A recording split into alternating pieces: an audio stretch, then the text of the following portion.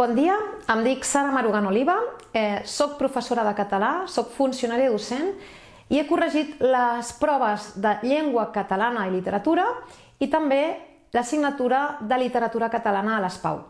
Solem tenir molt poc temps de correcció, màxim solen ser 2 setmanes, a vegades fins i tot menys dies. El que faig és un intensiu a vegades a les nits, perquè és veritat que quan corregeixes aquestes proves has d'estar en actiu, per tant has d'estar treballant a l'institut.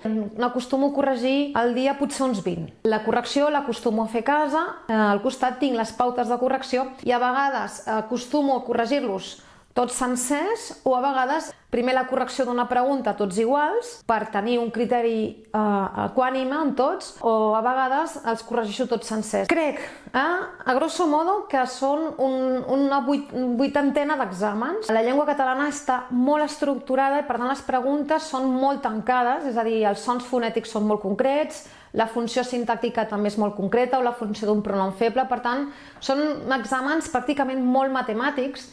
I la pregunta en què l'alumne ha de redactar, tenim també uns criteris d'adequació, coherència, cohesió i correcció lingüística, també que seguim uns barems i una rúbrica molt marcada. Per tant, els criteris deixen molt poc marge a l'error, o sigui, està molt pautat i tenim molt clara la pregunta i la resposta. Bé, com que veus tants exàmens, sí és veritat que quan veus un alumne amb bona lletra, doncs és d'agrair, que fa disposició, que fa marges, que fa lletra clara, que marca l'accent obert, que marca l'accent tancat, doncs això és molt d'agrair. Tens més predisposició a llegir-lo millor. Sí que és veritat que la presentació és un punt a favor. Bé, en català és molt important el tema de les faltes d'ortografia. Acostumo a veure sempre les mateixes faltes d'ortografia, és perquè l'alumne no domina les normes d'accentuació i això és un problema ja de base o estructural. I sobretot faltes gramaticals, un de què, llavors eliminem el de perquè hi ha la caiguda de la preposició, són errors generalment gramaticals. Aquests són els més habituals, els d'ortografia i els de gramàtica. Es dona molta importància a la sintaxi, llavors són preguntes molt concretes que a vegades solen ser ABCD i aquí l'alumne ha de dominar molt, doncs, per exemple, que és una oració subordinada, si és substantiva, si és adjectiva, si és adverbial, quin tipus. Per altra banda, el tema de l'escrit.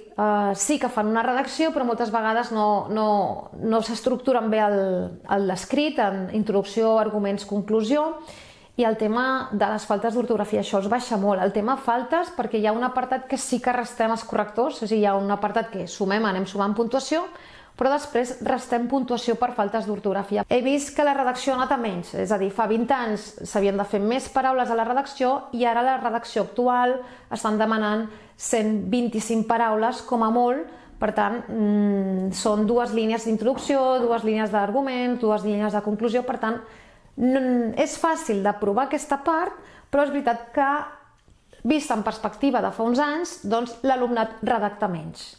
Si un alumne té un pla individualitzat, s'ha de tenir en compte, hi ha selectivitat, es té en compte el supòsit de dislèxia i el de TDAH. Llavors aquests alumnes van amb un tribunal especial. La consideració és que tenen més temps i les faltes, per exemple, repetides, no se'ls té en compte. La persona que corregeix aquests exàmens sol ser la mateixa, a mi no m'ha tocat, d'entre tots els tribunals és un que funciona d'aquesta manera, llavors això és aleatori. Personalment penso que és la clau és un bon professor al batxillerat. Jo soc molt crítica amb el sistema perquè considero que hauríem de tenir més temps, més hores de classe. Actualment només hi ha 2 hores de català a primer i segon de batxillerat. Jo penso que les classes haurien de ser 3 hores.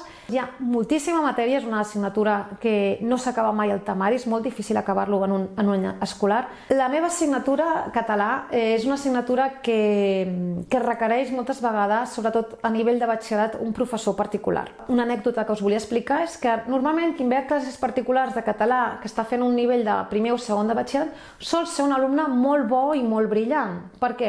Perquè aquest alumne és molt conscient que vol anar a medicina o vol anar a una enginyeria o vol fer un doble grau, que necessita molta nota, per tant sap que en català se la pot jugar. Tant alumnes bons com no tan bons acostumen a demanar classes particulars en aquesta matèria perquè també és veritat que és una matèria que és fàcil d'aprovar selectivitat, no dic que sigui difícil, però que sí que és molt difícil és tenir bones notes. Segurament aquest acompanyament fora de l'institut, el que fa gramàtica, verbs, sintaxi, fonètica, lectures obligatòries, jo sempre recomano que sigui constant en l'estudi. És una matèria que necessita reforç i mínim per mi, de 3 hores setmanals d'estudi.